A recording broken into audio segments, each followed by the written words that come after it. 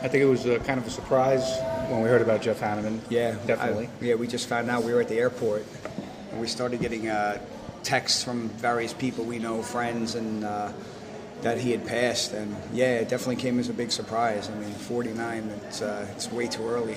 you know, what a shame, and what an influential player and band for sure. I mean, we never met Jeff personally, but I can tell you, we were all just, and still are, fanatical fans of Slayer. I mean, in the early days, I think the first time I saw Slayer was on a Hell Awaits tour. So that goes back a ways at Lemoore in Brooklyn.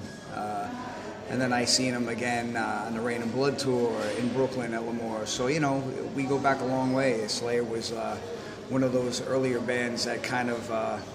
they were like the band. I mean, they were the at band. that point, that was like they were the shit, you know. And you were totally into it, and especially like when Rain and Blood came out, that was like the pinnacle of, like, you know, everyone was just nuts about that record, and obviously, you know, everything that came before it, and it was just like such a great time, you know, and we're kind of glad that we were there when all that was going on, you know. It was definitely cool to experience that, and they were a big influence on us, of course, as many other bands, but I mean, they were definitely, you know, a main influence for sure, you know, especially the playing, the riffs, the music itself, everything about it.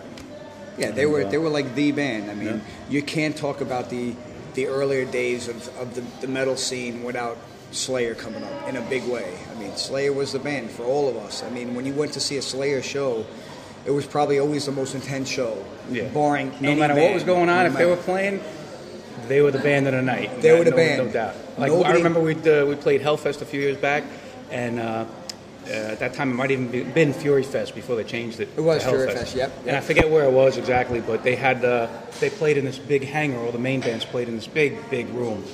And man, when they hit the stage, it was just like unbelievable. And the sound was amazing. They would just put on a phenomenal show. Always. And you know, it was just awesome. You know, it was such a big place, and the sound was great, and they killed it. You know, and I was like, wow, after all these years, they're killing it still. You know, and it was cool, and it's inspiring too, even to this day. So yeah, it's really a shame, you know, to hear what happened, and you know, it's a great loss to the metal community for sure. Absolutely. Yeah. I mean, Hanneman and King were the guitar duo, but you know, me personally, I always liked Hanneman's style of lead playing, like we were just talking about.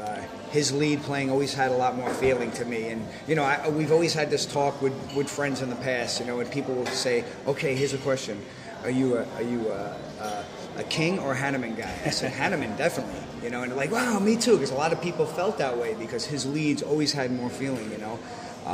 Yeah, man, it's just a shame because you grow up with a band like that, you know, and they're larger than life, you know, and we went from seeing them in small clubs to like arenas, stadiums, really. You know, we seen them on the Tattoo the Earth tour with Slipknot, and they crushed.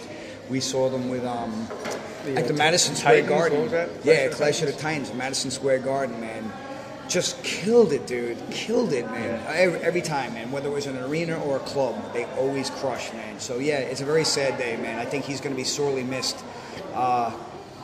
You can never replace a band like that, you know. I hope they continue, but, it definitely won't be the same without part of that magic, for sure. So, it's a shame.